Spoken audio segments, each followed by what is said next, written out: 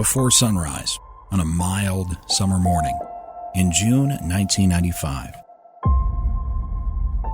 A 27-year-old television news anchor named Jodi Huisentruit hurriedly left her apartment in Mason City, Iowa, headed for work.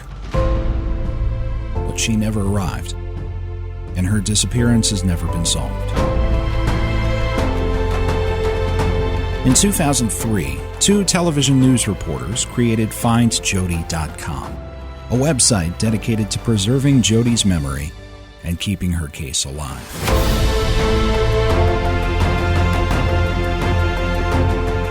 This is the official FindJodi Podcast. Welcome back to the FindJodi Podcast. I'm Scott Fuller. On this episode, something different for this podcast, and something a little outside of Jodi Huisentruit's case specifically. Today we have a roundtable conversation for you with our whole team about the topic of missing person cases generally. We want to examine what happens from a law enforcement perspective and then a media perspective when a person goes missing. Why are some of these cases covered nationally and some others of these cases not covered at all? And is there anything anyone can do to improve the processes involved in these cases? Jodi Huisentruit's case brought us all together from different backgrounds, but something else the entire FindJodi team has in common is a passion for the missing. That team conversation is coming up next. On this episode of the FindJodi Podcast, we have the whole team with us today for a roundtable discussion about missing person cases generally. So this episode is not going to be about the Jodi Huisentruit case specifically, and if this does happen to be your first episode, you can find plenty more coverage on Jodi's case in previous episodes in the feed. But this is a subject that we've been meaning to get to as a team podcast discussion for a long time, and we have the whole team with us today. Josh Benson, FindJodi co-founder and longtime TV news anchor and reporter. Tara Manis Benson, television producer, and our resident digital media expert, with no offense to Josh. Caroline Lowe, longtime investigative reporter for WCCO in Minneapolis. And Jay Alberio, former head of investigations with Woodbury Police in Minnesota, now retired. Again, this is an episode on missing persons cases generally, both from the media perspective and the law enforcement side. And I actually want to start here with Jay. At the start of a missing persons case, how does a missing person case start? What represents like your typical case, and when do things become a little bit different than your average investigation? You know, there is no typical missing persons case because there's such a spectrum of, you define missing persons. It could be a teenager that's run away, that's a missing person. You get all the way up to an elderly person that has dementia, has walked away or forgot where they're at, and they're not located. And then in the middle, you have some of those that they're missing under suspicious circumstances. So how it comes to the attention of law enforcement is a family member or a friend obviously reports a missing person. A teenager, they're not home that night. They're not home in the morning. They call, my son or daughter is missing. They haven't come home. You know, you start looking at the background, social media stuff. Well, you start investigating right away. Is it under unusual circumstances, or is this just a voluntarily disappearance or missing? Somebody left the house and they just want to have time alone. There's a case here in Minneapolis. It's about a week and a half old now. Jessica went missing in the middle of December. Family friends call because they hadn't heard from her in 2 days. They go to the welfare check. They go to the apartment. They find the door ajar. They find that nothing is missing out of her apartment. Her phone is there. Her purse is there. Winter clothing is there. Her car's parked outside down the block. So then that's a little bit different than a teenager walking away from home, going out with friends and not coming home. And then you got the elderly person. Generally, it's a healthcare facility or somebody that's staying with their son or daughter that's taking care of dementia case at home. They wandered off.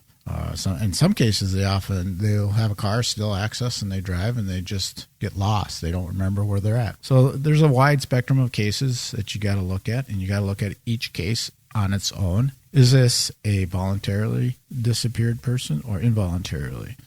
a missing person. Josh and Tara, to both of you, because I heard both of you discussing this recently on one of Josh's spaces on Twitter, I think very well. When we hear about a case in the public, usually it's because of media coverage. It's escalated from what Jade just described to a certain set of circumstances where it's now this specific involuntary, usually missing person, and it's kind of inexplicable what happened to them. So from the newsroom, how many of these do you get, and which ones warrant media coverage, and how is that kind of determined? I think that one thing that usually happens is it goes down two roads. Either we get a phone call from a concerned family member that says, we've reported someone missing, and the police say, there's nothing they can do at this point, and the family member is urging the media to give it attention, or we get a press release that comes in and says, whether it be an Amber Alert, whether it be a Silver Alert, or just a regular missing person and possibly endangered person that comes in, and we go from there. If it's someone that we think is a runaway, typically those don't get a lot of coverage unless there's something, really important there, like they need a medication, or they left home without their phone, and maybe they've had some suspicious dealings online, talking to someone who's older, maybe in an inappropriate relationship, something that they could be in danger. That's when the media, we would step in and put it on TV. If it's a missing person, a runaway, a teenager, it does get kind of muddy because sadly that happens quite often. Mm-hmm. Yeah, and I think that's where the really slippery slope is for the media because, Scott, you talk about this spaces recently. I do a space every week where we get together and talk about the news of the day, but it's pretty much primarily covers missing person cases. And what I'm finding is ever since the Gabby Petito case, we're seeing an influx of people super interested in missing person cases.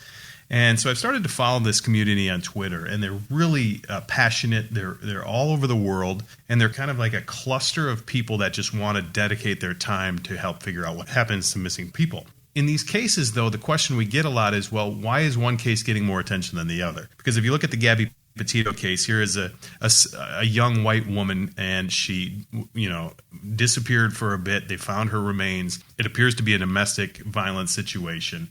Why did that get so much coverage? Well, then this parlays into missing person cases, and the question we get is why cover this case versus another case? And so when it comes to the media, like Tara said, it's usually an Amber Alert or an official notice from police or even the family themselves that come on to say, hey, we have a missing person. We want to try to figure out what's going on. Can you give it some coverage? And so we have to determine as a TV station what warrants coverage on a case like that. So when there's an Amber Alert, obviously that's enough to go by because the police have done the diligence and it met the requirements for an Amber Alert to be issued. And the urgency. Right. We have a certain amount of time usually with a missing person. Sure. That first 48 hours is so crucial. So for us, we want to get it out there as quickly as possible. And now that there's, TV news apps, you can send a push alert. Everyone gets it. Hopefully everyone's already getting it on their phone from each state, sending it out via your network carrier, and that helps push the message as well. Right, but it had met the criteria to issue an Amber Alert, and that's the police doing their work, not the media, TV stations, because we don't have that authority to make those determinations. So we already know that the diligence has been done, an Amber Alert has been issued, and so we can actually run with that story and put it out on the airwaves. So that's the easiest for us. The short answer is if we're going to run with the story on the air, it has to be issued from a news release from the police department or an Amber Alert or something official to allow us to run with it. Because how many times a day does this happen? Sadly, yes, too many. Every day almost. Well, and I try to reassure the parents that most of them come home okay. It's awful if you're the parent going through it, but I've had so many of these calls, and within a couple of days, if not sooner, they are found. But as a parent, I can't imagine what it's like to go through, and they always assume the worst. They think it's going to be like one of these cases we've covered that has a terrible turn. What I tend to have jumped on over the years are long-term missing, the ones that are clearly not just gone for a few days. The difference in terms of what gets covered and doesn't get covered is often a really persistent parent. An example I can think of that Jay's familiar with in Minnesota, Susan Swedell has been missing 34 years on January 19th. I hear from her sister who has created a Facebook page for Susan. I hear from her every January in between if she's going to be at the Washington County Fair handing out flyers, if she's putting something on Twitter. I've connected her with people back in Minnesota, even though I'm not covering things daily. But her persistence nags at me. I mean, it's really hard for me not to do something when I get a text or a message from Christine Swedell. Another one that I'm working on right now that is bothering me that I heard about just a few months ago, a CNN producer asked me about a flyer in the Mason City Police lobby. Right next to Jodi, there's a flyer for a young woman who's been missing since 1983. Her name is Grace Esquivel. She was about 25 when she disappeared. She left behind a 6-year-old daughter who'd been staying with the grandparents the night before. Grace doesn't get the kind of coverage. You don't see the annual stories or press releases on her. When I started looking into it, I could find very few people who even had heard of her. And then as we did an archive search, we found that it got a lot of attention back in the 1980s. And often when Jodi's case was in the news, it would be listed as one of 3 other missing cases in the area. In fact, she and Jodi are the 2 long-term missing women in Mason City. So I've been doing some digging lately, hoping we can help her family. One of the things I've run into recently is her family says Christmas is really hard for them.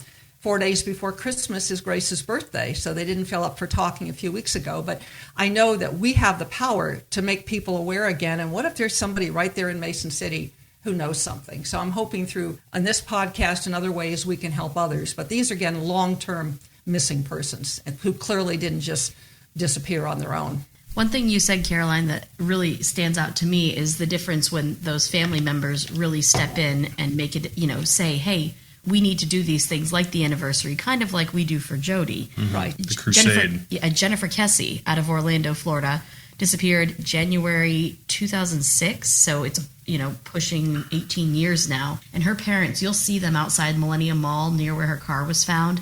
They will always be putting up flyers still. They have dedicated their life, Drew and Joyce, to finding their daughter. And they still have, hope that she's alive. It eats at you, and you can see it in their faces. It eats at them. But then I think about a little girl, Haley Cummings. She disappeared. It was out of North Florida, and no one even talks about her. And they did for a long time. We did in the media. In the media. That's one where it just falls by the wayside. Right. Because she disappeared in 2009. And Josh, you and Tara particularly recently have been doing more on these older ones and getting them out there. And I think that there are more and more podcasts. There's one called Unfound, which is spotlighted Jodi's case, and they take cases that are about a year old. They do a weekly spotlight on a case, and they're always looking for cases to highlight. So I think if somebody's out there and has one, and it's particularly longer term, there are resources. There are different groups that are helping people, and Josh can, I think, share more on that you can go to and give you tips on ways to get that attention, make that connection, say, with a reporter in your town. Call that reporter up, get on their radar, nag them. And if one reporter doesn't do something, try another one. But get to know who covers the crime beat. And I think you'll be surprised how many would be receptive. I know we've all done stories, and they're not, many of the ones we've done are not high profile. You just have to keep bothering, bugging, making some noise, if you will, if you're a loved one. Yeah, and I think what's pretty heartbreaking about it all, too, is with Twitter especially, it's such a rapid-fire platform. And it's the short updates. People can get messages across. As part of this community online that I follow with Twitter, there's missing person posters created all the time. And they tag us on them. And it's unbelievable. It's almost daily that we're getting new ones. But in my DMs, my direct messages on Twitter, I'll have family members or I'll have people interested in a specific case saying, hey, please follow this case, give a tweet about this case. And these just stack up. It's overwhelming. And what I also see with the community who dedicates their time and their resources to following the case is the absolute burnout that happens to them. And I'm witnessing this firsthand on Twitter, and I'm watching these people who are very close to this community come in and dedicate hours of their time to check records, make phone calls, print flyers. And as you see them work through it, you're just amazed by the energy they have for it. But then all of a sudden they hit a point where they're broken because they're burnt out and they realize they're not getting anywhere in these cases. Maybe it's not the case that they're not getting anywhere, but they're not seeing the progress that a human being would like to see in something that so much effort has been put into. And you guys, in this team, we know that pain. We know how long we've been working on Jodi's case, and we know how much effort we've put into it. And I'm sure all of you have felt the burnout along the way. We've put up so much time, and what's the payoff? We never see the end result, and that can be frustrating unless you know what you're in for the long haul. I think over time, as you work on different missing person cases, you have to take the breaks. You have to get away from it. Even today on Twitter, I saw a girl who's been focused on one case that we've been following. It's actually several, but she just said, that's it. And she said, I'm leaving. I'm getting off Twitter. And people in the responses are like, that's what you need to do. You need to walk away. You need to take a break. You need to get your head right, and you need to, take some time for yourself. Come back when you're ready. And they all embraced her and supported her and say, we're going to be here when you come back. It's just really powerful what's happening right now on Twitter and just these communities of people trying to dedicate their time and their resources to help find people. A perfect example is Harmony Montgomery that's happening right now. A little girl who's been missing for 2 years. Yeah, this is a bizarre case. No one even knew. Wow. The police didn't know. DCYF didn't know. It's Manchester, New Hampshire. A little 7-year-old girl. Somebody was tipped off police to say, hey, we haven't seen this girl in a long time. They looked into it. She hasn't been seen for 2 years, and she's 7. So she was 5. She was 5 when she disappeared. So what happened in 2 years? Absolutely nothing. Actually, 27 months, nothing happened. In the last 2 days since this podcast is recorded, 2 arrests have been made. But I think it also shows the power of citizen sleuth, but having all those people out there collectively working on it. Is making a difference. Jay, can you talk about now social media and that landscape as it relates to missing persons cases is changing every 6 months or every month. But media coverage in general, when a case gets to that point where it's receiving extensive media coverage, how does that help an investigation and sometimes have the opposite effect? Yeah, like Josh and Tara were talking about, they have certain criteria they have to use if it's going to be broadcast on the news. At that point, obviously, there's extensive investigation that's gone into it, and the criteria has probably been met. So the media and social media is a great benefit to law enforcement. How do you get the word out there? What's the details about this? Who's the last person that saw or spoke to this person? So it can be very beneficial. Social media is a powerful outlet to get the information out there, especially when law enforcement sometimes are limited in their resources, where social media can reach thousands and thousands of people pretty fast. The podcast, there's several podcasts. I'm looking at one right now, Still Missing podcast. And one of the first episodes was on the Washington County Susan Swardell case, and that gets more details generally than what you're going to see in the media. So it's a great benefit to law enforcement. It'll generate tons of leads. One thing they have to be careful of, though, using the media, if you're not set up with the resources in your department to handle the influx of calls that will be generated because of the media coverage, the social media, that could really hamper your investigation. You could miss leads, you miss tips if you don't have the resources there. You can be inundated with so much, overwhelmed, that things are going to be missed. So you got to be prepared. Sometimes these tips might come in the middle of the night. Your patrol officers, be prepared to take that information, forward it to the investigators. It needs to be followed up. There's so many times that information is dropped. It falls through the cracks. The downside, I don't really see the big downside of the media coverage and social media, other than what I had mentioned, the influx of the number of tips and leads that might be coming in. Well, I think something I've observed is misinformation in reporting, less so because of the standards that we talked about, but also it's sort of brand new in social media and website comments and things like that, is misinformation or incorrect information, suspect naming sometimes, doxing, right, that gets spread and then is taken as fact. Yeah, that's a good...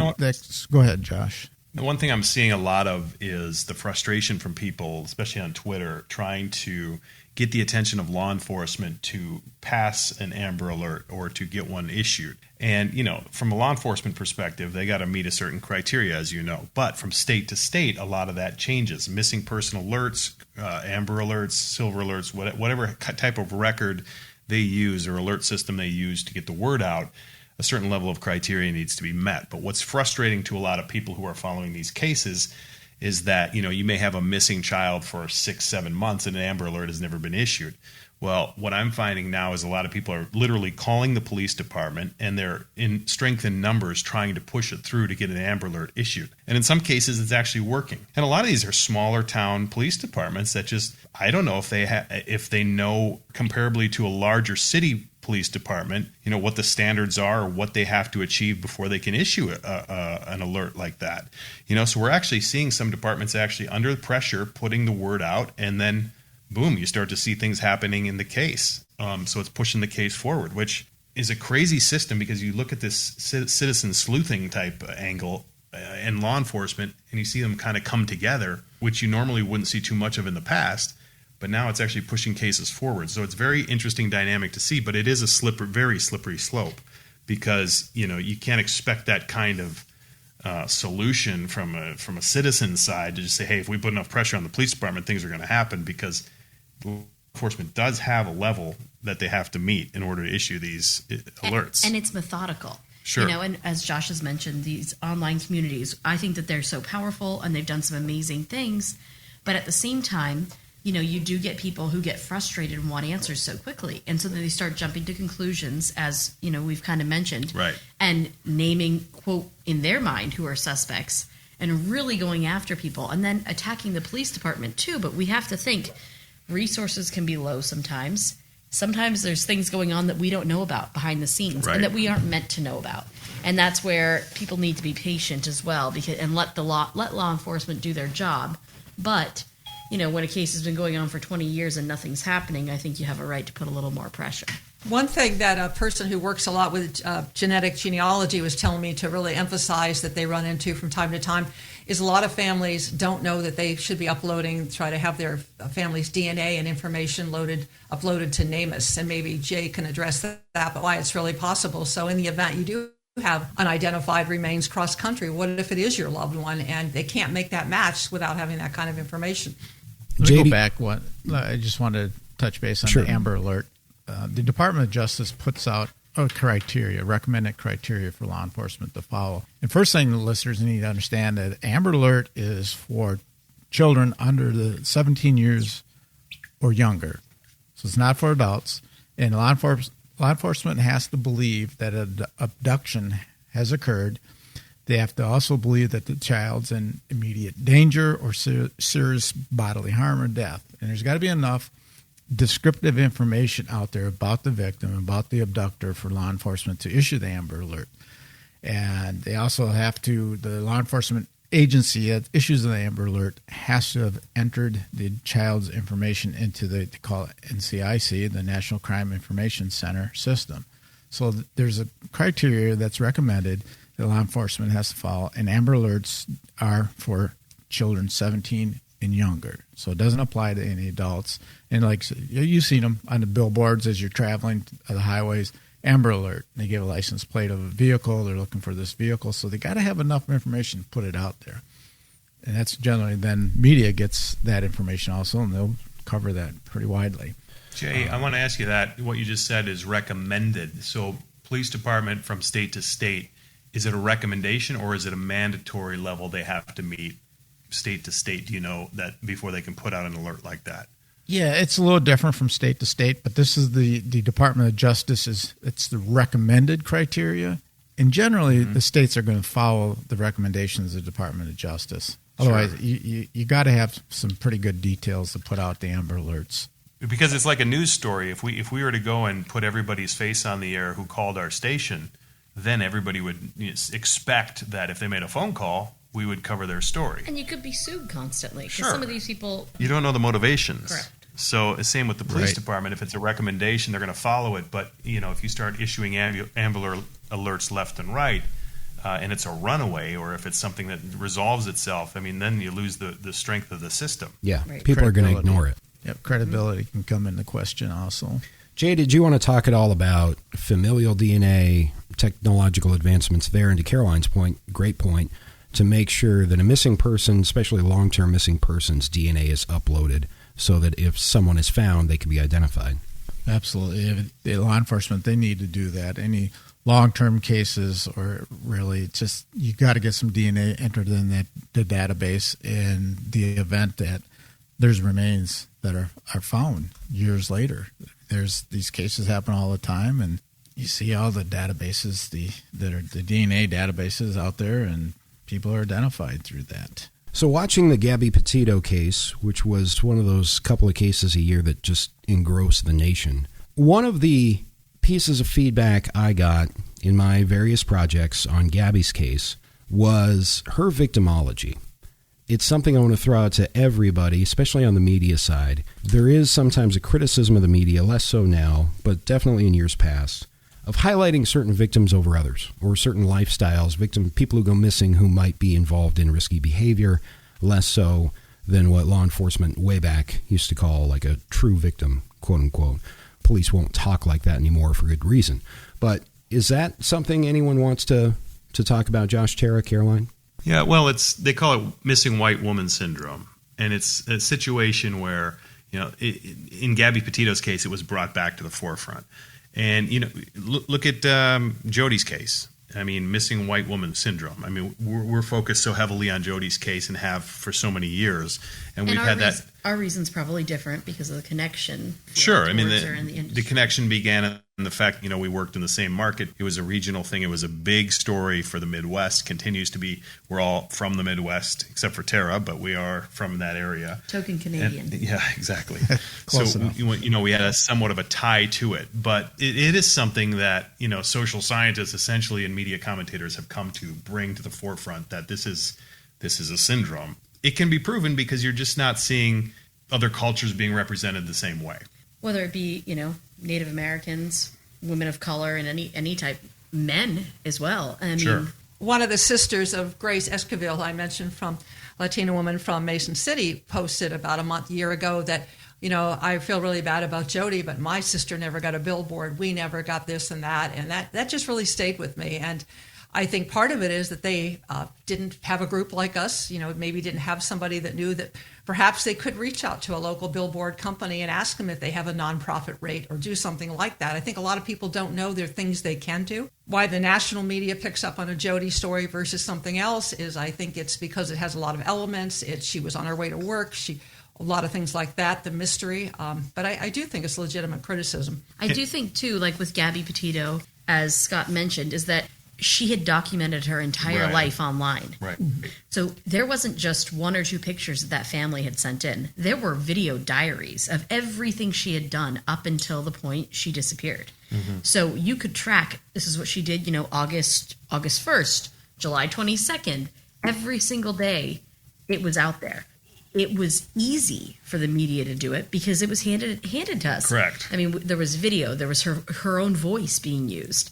And that just adds to a story. And, for families out there who might be listening who are trying to get attention for the case, nowadays we all have our cell phones. We have all these videos of our loved ones. That's the kind of stuff that you can pass on to reporters and the media and give the victim a voice, give the victim an identity so that they know who this person, the people at home, start to really connect. And then hopefully they, hitch their wagon to it and they see something and say something and maybe you get some answers. And I also think it can be a unique identifier to a case. And my perfect example is this Harmony case that we're following right now.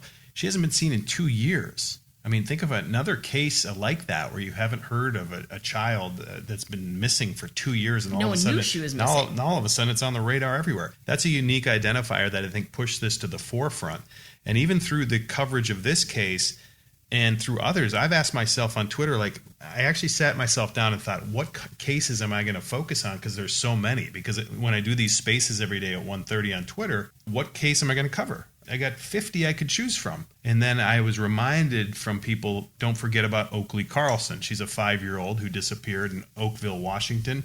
Same scenario, but not getting nearly the coverage now that Harmony is getting. So it's like, you can't cover them all, but you really want to be able to keep them all in the forefront. So, I think like Tara said, with Gabby Petito's case, there was so much material there. It was such this van life perspective. It was something that, social media was so popular with things of that nature that people started talking about it. And it starts to generate its own wave, so to speak, to where it comes to the forefront. People start to attach. And then once the media grabs onto it, it's easy for the public to say, let's focus in on this case because now I'm fascinated by it. Well, and they can watch her. They can watch the way she moved, the way she spoke. Well, and then that officer body cam video that came out of the fight from the two, Brian Laundrie and Gabby Petito. I mean, that's really what sent this to the next level because now we saw firsthand, what happened between these two and what appeared to be a domestic violence situation that went totally sideways with how police responded with.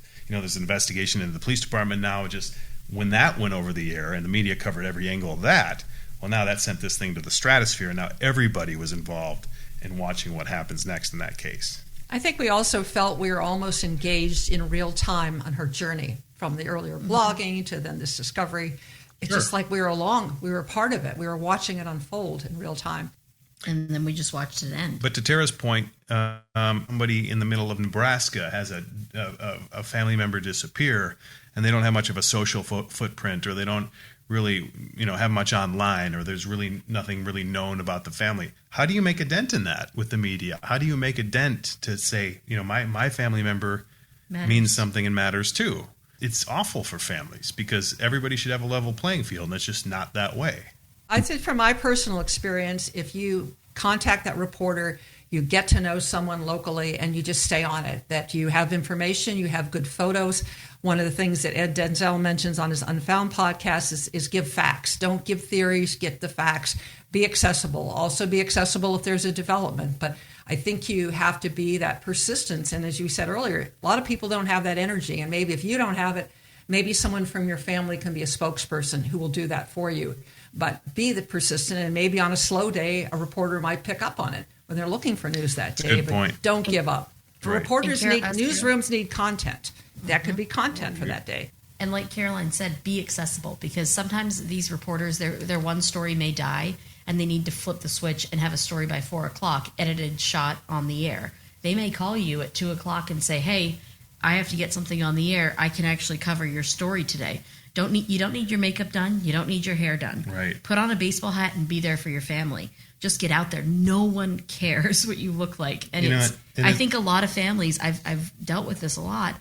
They say, "Oh, I'm not ready." You are ready. Just say it. What do you care if your family member's missing? But people, and I get this. People think when they go on TV, they have to look a certain way. But when this kind of TV's not glamorous. Let's put that right out there. And be like, if you can't be there, you can't leave work, get on a Zoom. Use FaceTime.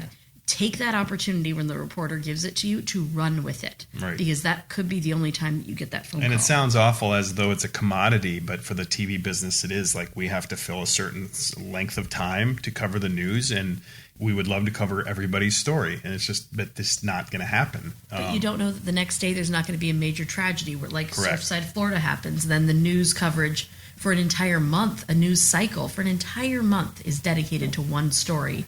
And then, unfortunately, your family member or your story doesn't see the light of day. Down here in Florida last week, or actually this week and part of last week, Pinellas County, Pasco County, they all issued missing person alerts. And I put it out on my Twitter account just to get the the community out there notified to say, hey, these are cases of missing persons. The community themselves kicked it back to me and let me know that, this person's been found, before I could even get an update from the police department. So that just tells you how fast these things can start and end. Like Caroline, you mentioned, a lot of them, you go back to this family and say, hey, chances are this is going to resolve just fine. And a lot of cases do. And I think I had probably 4 to 5, maybe 6 in the last 7 to 8 days where that was the case. And one of the things that Jacob Wetterling, the Minnesota boy who was kidnapped and was gone for 27 years before his body was found, his mom, Patty Wetterling, is a big child advocate. And she says, keep pressuring the police so your file gets moved up to the top. And maybe Jay can address that, the balance of how to pressure, how to stay in touch with the police, but to make sure that somebody is continuing in their department to maybe checking on it, checking with different databases to see if there's anything. Again, this is more long-term, not just something that's 3 or 4 days. Maybe, Jay, you can talk about effective ways to work with police to keep the case on their radar. Josh, you've touched base on that. There's hundreds of these missing persons cases, hundreds if not thousands. And what does the media cover? I don't think the family and friends can rely solely on the media picking up their case. And I think that's where it comes in, the use of social media. Families and friends got to get active and got to get out there and use the social media to get their cases out there. And sometimes the media will pick that up. But there's just too many of these cases for the media to cover. So social media, I think, is a great outlet. There's got to be somebody from the police department that's constantly in contact. Got to have one main point of contact for that family member to go to for updates on information. Since we talked about the media side of that, how to engage reporters, and Jay, I think your outline of how investigators should approach disappearance call that comes in terms of this could be nothing, but this could be something. Don't prejudge things too quickly. But there are thousands of jurisdictions across the country. Some departments are going to handle things differently. How do we make this whole system better? I'm not sure if we can have people go missing less, but how can these cases be resolved more quickly? Is there anything that can be done, Jay, from the law enforcement side first? My experience over the 27 years of being law enforcement, you take these calls, you go there, and it's like, you don't take them serious. I think that what law enforcement has to do, that first responding officers got to take every case serious, that this is a potential involuntary disappearance, and you got to dig into it. I have a personal case hit really close to home. Well, my wife's best friend, her daughter went missing. Her background wasn't the best, and unfortunately it turned out her body was found, I think it was 2 or 3 days later. In that short period of time, there wasn't a whole lot done because she's an adult, but she had a young child at home. What I'm trying to get at is that law enforcement needs to put more resources on the front end of a missing persons report. And nowadays it's a lot different. There's all the social media, the cell phones, Facebook, there's a lot more things that kids start digging into. The family that's reporting the missing person, when they report to law enforcement, they should have as much information up front ready to give to that officer to take back to the department to make that report and start going all out at this. I think a lot of victims, family, they feel like law enforcement lets them down because it was that scene process. I think we need to do a little bit better in law enforcement at processing items up front right away. And again, you got to take the whole situation into consideration. Is there suspicious circumstances around it? Has there been any threats? Is there anything out of place? Anything missing? That person left, but these things are still there. Personal items will dictate the amount of resources, I guess, you put in there. But I guess what I'm trying to say is that we need to do a better job on taking that initial report and getting more information and processing items. And Jay, isn't that so key down the road if it turns out to be a homicide or something else, that scene, we often hear about the first 48, that those initial hours, that all of that stuff, the crime scene, all of that is handled as if it's a more serious crime, because it could be. Oh, absolutely. Those first 48 hours are going to be crucial to your investigation. And it's hard to go back to get process items later. I mean, you're there now at the time. Take those items. You can always bag it up, put it in the evidence room, and they find out later that this could be a piece of evidence. It can be sent in and processed. Because you got one shot a lot of times. You got one shot. Josh and Tara, the systems that we have in place keep getting better, I'd say. Amber Alert's a great development. But Josh was making the point, I believe, on one of Josh's spaces. I think the example you used was silver alerts and a way to improve that specific system. So how can these systems from, I guess, the outside, the media side, how can we improve what we already have in place for these cases? Well, and I think that's what the journey is right now for a lot of people, is trying to see if they can apply the pressure to get the information and education out there to see if state by state they can improve the system as a whole. Because I think, the Amber Alert is effective, and it's proven to show that if it goes into effect, the chances of finding that person, are much higher than if there wasn't one. So everybody's hoping for an Amber Alert to be issued when the circumstances are correct. Silver Alerts obviously are different. They deal with older adults. Any adult. Well, it's for the most part we see them issued for older adults that disappear. But yes, you're right. They can be issued for younger as well. But I think the problem arrives with the fact that state to state things are so different, right? And I think that if there was a uniform national program that the states could abide by, and that's going to be hard to pass, but if that was the case, then you could really ramp this up to make the alerts much more effective. And then I think on top of that, if there was an alert system for runaways or for situations where the police may not jump on a case because of the fact that there's a runaway or, it wasn't an abduction per se. There are a lot of those cases. Just because it's a runaway doesn't mean that it's not an important case. If a runaway happens where somebody comes in and says, my daughter was on her cell phone with somebody on a chat room and she went to meet him, and now all of a sudden this guy has her held captive somewhere, and it was almost like a grooming. Yeah, a grooming situation. I mean, we see this way too often Well, there's a situation where the young girl voluntarily left, but all of a sudden found herself in some serious trouble. That she did not know she did not know, because maybe she was too young, she was too naive, she didn't understand the situation. She thought, oh, this guy's showing me attention, he loves me, or I want to go. My parents aren't making me real happy. I want to go see what this guy's all about. That happens far too often. There really isn't an alert system for a scenario like that. I think we can branch off the amount of alerts that we do have. We can improve them state to state. We can improve them to a national scale. And I think that's where you're going to start seeing the pressure on a lot of these alert systems. I agree with you, Josh, especially with the runaways, because runaways can be in danger. Maybe at first, first few days or weeks or not, but it becomes a dangerous situation for them. And there isn't a good system out there to get that information out. And law enforcement, generally, they don't put a lot of resources into investigating a runaway. You're absolutely right, Jay, because a lot of these kids, they don't know what they're looking for. They don't know where they're going. They don't leave with a plan. They don't have the money to sustain, living alone by any means. They end up homeless. They end up on the streets, and they end up in trouble. It's a really slippery slope, and it happens fast. Took hundreds of runaway reports throughout my career. We had the form. You fill out the runaway report. You fill it out. You attach it to your incident report, and it goes into the clerical. And they're entered into the system. That's only if their name, if another law enforcement agency comes across that runaway and they run their name through the NCIC, then it comes back as a hit. Oh, you're a runaway from Woodbury. That anything's done. Other than that, there's not a lot that was done for runaways.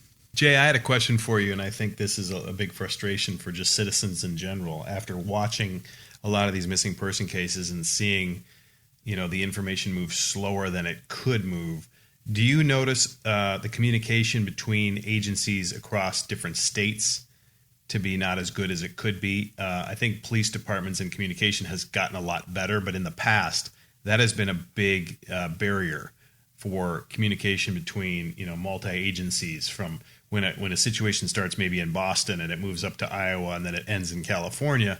That information shared from agency to agency isn't always as smooth as it could be, correct? You're correct, Josh. That information from state to state there's not a good flow to it. In a larger metropolitan area, from agency to agency, there's a lot better communication. From state to state, there's not a lot of communications unless you know that this particular person is crossed into another state. But I think that's improving. Technology is getting better. I think it's easier to share information now as it ever has been. So that's promising in the fact that technology helps. And I think it's all improving from the law enforcement side. If you get to a case of a certain vintage, there was a day where police wouldn't take that report, that runaway report that Jay's describing. That doesn't happen nearly as much as it used to. It's just the glacial pace of these changes. And I think maybe that's the way change has to happen when you have jurisdictions all over the country. We are getting better. I think the frustration sometimes is how long it takes, and then try telling that to a family member of a victim who is still missing. Yeah, a perfect example I wanted to bring up was the Claire case. This is one that we covered extensively. There was a little boy named Noah Claire. His father, Jacob Claire, essentially abducted him. He was a 3-year-old. And not essentially, he did. Well, yeah, he did. And because he's arrested now, he's in prison. But this was out of Tennessee. Okay, so it started in Tennessee. He took him. He had visitation, but took him past the deadline. And then he also took off with Amber, which was his niece, I believe. Mm-hmm. In the middle of the night, they disappeared from Tennessee. Okay, so the search was on. Where did these three go? I mean, he's like 6'8" or 6'9". He's a really tall guy, the dad. And then the little boy, and then Amber as a teenager. So they disappeared, and for days, no one knew where they were. So this became a story, and it started to leak out in the media. But now it was one of those complicated situations because it was a visitation situation. Did he have visitation rights? What was his rights in this scenario? Did he actually abduct them? Is it a true danger? Well, then we learned that there was inappropriate things happening between the dad and the niece. So that started to become really strange. So, was she kind of mind washed to go along with him? Well, all of a sudden there was no Amber Alert that was reported out of Tennessee. And I think that was the frustration from people. Why is an Amber Alert issued for him? He's gone. So Tennessee was getting a lot of pressure, and especially the law enforcement agencies there. Well, then all of a sudden the vehicle was reported, and they popped up in Arizona.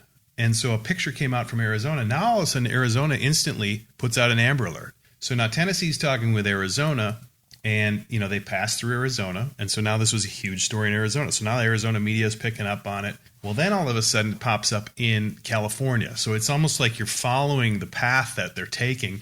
And there was rumors that, oh no, they're going to go into Mexico now. So this was always a story that they really followed closely, like where were they going to go next?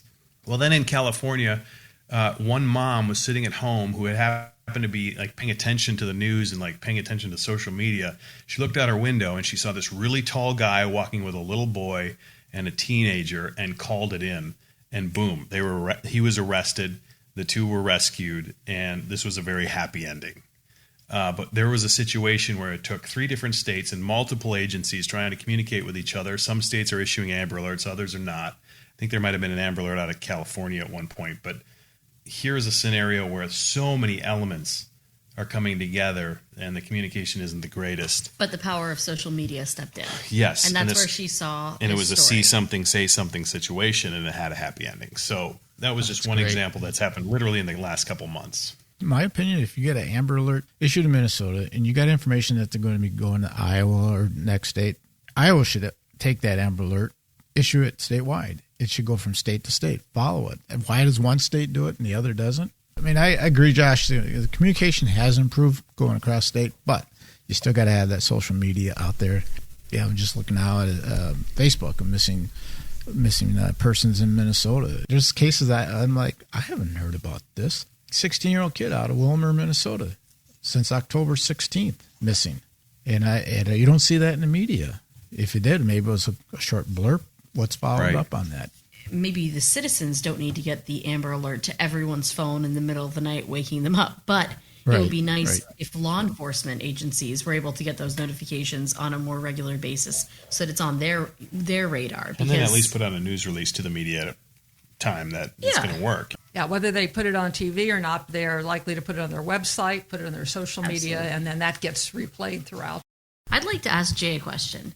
Jay, at what point do citizen journalists cross a line where it becomes troublesome for law enforcement to do their job? Good question. And not asking, based on what we're doing, I feel like we're very respectful to law enforcement, but I think that a lot of these groups, these independent, they aren't journalists. Yeah, and we as FindJodi's team have gotten heat for that in the past too, even though, we're journalists and we kind of try to abide by all the journalistic integrity when we do that every time we have a lead. But. Right, but I mean, there are these people who don't know journalistic standards, obviously. Correct. They don't have any law enforcement experience.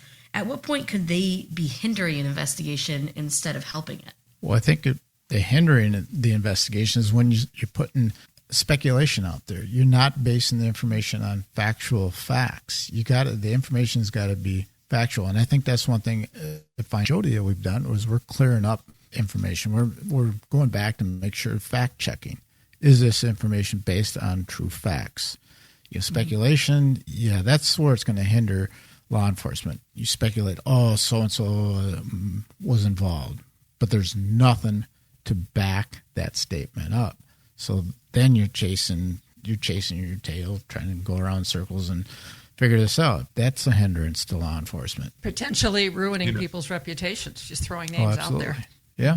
Absolutely. Yep. That's one thing I found a lot right now on Twitter. It's very difficult because people want that instant gratification so much that they want the answers so fast.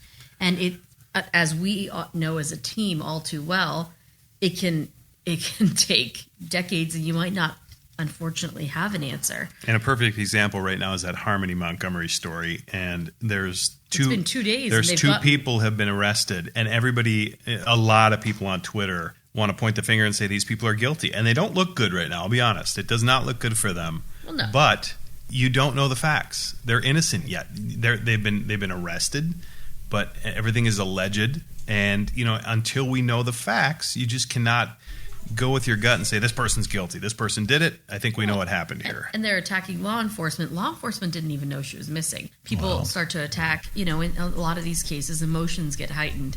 And we want to point fingers and we want to find someone to blame. Well, let me ask you this. As journalists on this call, how many times have you thought this is the person, and you thought by 1,000% this is the person. Yeah. This person This did is it. it. Boom! At the end of the story, you're wrong, and you're like, "Oh my Are gosh!" we wrong, or did the jury get it wrong? There's one case that I'm thinking of in particular, I'm not and talking I about- know I'm right, and I know the jury was wrong. I'm not talking jury trials. I'm just talking in general.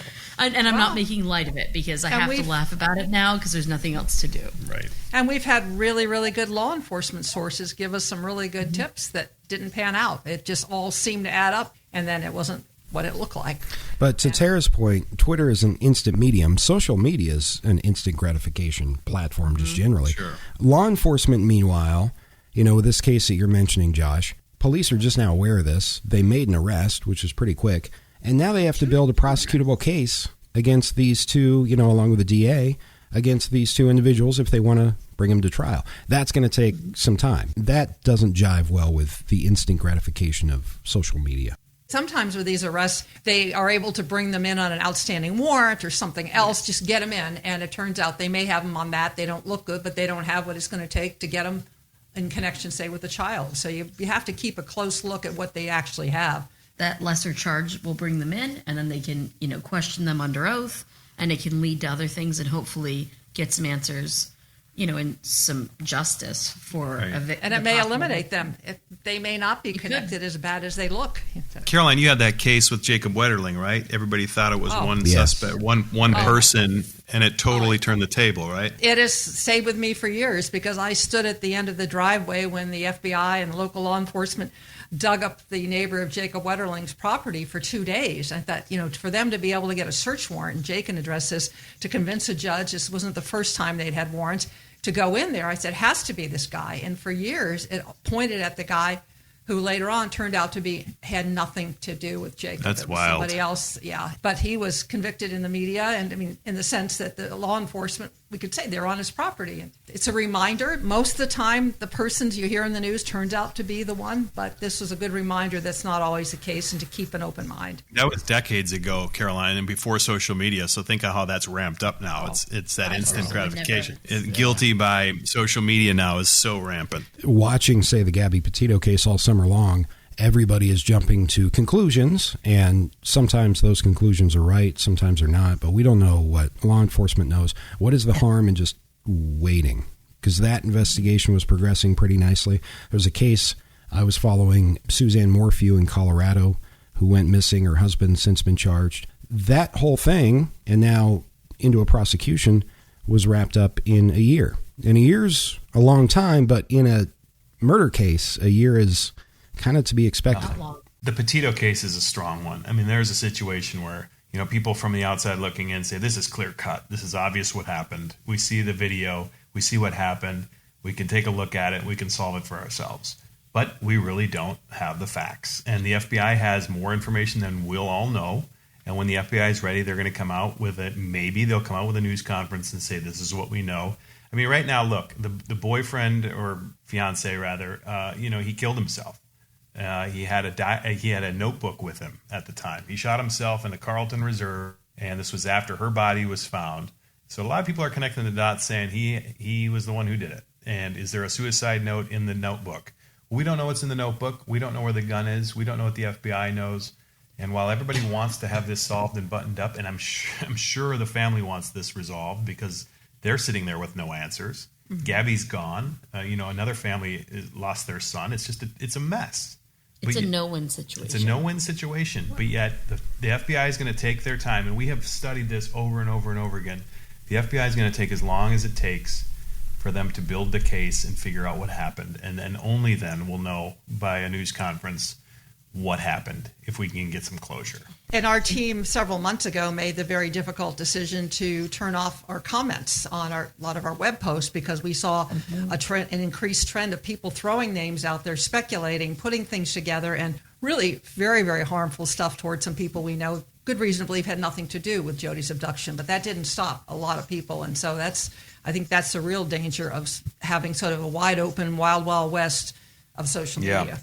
And I think if we had a group of 25 people, Caroline, we could moderate that, and we could sit there and spend a lot more time going through that and adding, things in place that could keep those comments open. But we're a small team, and that's just not realistic. And when you have that kind of back and forth, sensationalist, blaming people, the slander, this and that, and we can't deal with that.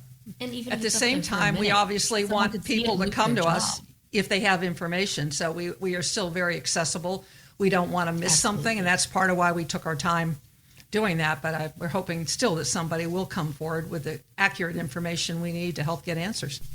And I hope that, families who may listen to this and who have a loved one who is missing don't feel hindered by what we're saying. I think that the thing is to empower you to know that there are tools, there are resources, and there's people like us out there, but you just have to be persistent. Come with facts, as Jay said. Come with facts. Come with, media. Right. Come with video. Come with pictures. Tell the story of your loved one and really paint the picture for, literally, hand the journalists give them everything story. They need. I always say when someone asks me how to get their story on the news, I say, well, I need it in 3 bullet points because people have no time. We tell a story in 20 seconds called a VO, which is a voiceover that the anchor will read.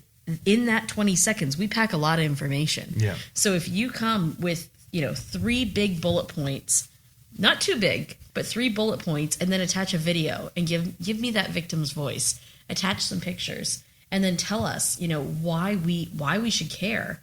I know it sounds a little harsh, but that's going to be the ticket to get It's like explaining it to a 7-year-old. Josh and Tara and I and some others put together an article in Unsolved magazine a couple of years ago with tips. So if there's any family out there listening who's frustrated, doesn't know where to get started, you can download our link and maybe that'll give you some ideas on what you can do. If you or one of your family members, somebody disappears, there are resources out there. And I would love to have a follow-up to this podcast on a Twitter space because we could do a nighttime Twitter space like we're doing with this podcast and just do follow-ups for people who have questions, who want to ask, what our journey has been like with the Jodi case and what it's been through TV media, through law enforcement. We come from a lot of walks of life, so hopefully we can give you some information that's going to help. I hope what you heard tonight is we all feel a passion for missing persons. Jodi is obviously who brought us together, but we all have covered them. We've known people. We've felt the pain of their loved ones, and we hope through doing this kind of podcast and our website, we can help others get answers and get what they need to get some resolution in their lives. I think I've had this discussion with you guys. I've thought about it on my own. As you go through life, you kind of think about what your legacy is going to be, and I see other people who've done great things in their life. They leave a legacy behind that's outstanding, and it's something that's put together well that will be remembered forever. And, as I go through life, I work a lot. I've spent a lot of time hustling. I do a lot of work. And I think about what's a legacy and what do you leave behind? I have 2 amazing kids. I have 2 daughters. And right there, I think that's going to be a legacy of mine. I'm going to spend a lot of time trying to make them the best girls that they can be and best women they can be. Tara and I have worked very hard to try to make sure they have a great future. But you also look back to see what are you going to leave behind from the effort that you put in to try to make the world a better place. And I look at a situation like this team. We have a team where we came together because of a missing person, Jodi Husinger. We look at her family and how devastated they are because of the fact that they have 0 answers on what happened to their daughter and sister and, friend. And there's just really no answers out there. So we've spent years, almost 2 decades. I mean, the years just fly by. So when you look back, I think you can be confident in saying that part of the legacy leaving behind is that you tried to help other people who, had misfortune in their lives, try to make it a better place for them, try to make sense of the world that they're living in by helping them try to find the solution to their big problem. And their big problem is trying to find their missing person. And so that's kind of what we've dedicated our time to do. What could be worse than not having an answer? When you go to bed at night, when you wake up in the morning, you want to believe it's a bad dream, but sadly for these people, that's their reality. Right. And if we can do anything to make them sleep a little easier at night, I think that and that's why we haven't given it up. There's been years where it's like, how can we possibly keep going? There's so much else to do. But I know why, because people like Caroline, Scott, and Jay have come. You 3 have really lifted this up and given it new life. I think that you should all be applauded for that. I don't think there's anything that feels more meaningful than when we're digging on this journey, whether it's digging for Jodi or working on this tonight. I mean, I think we all really wanted to do this podcast to use what we've learned to help others. And I think it keeps us going.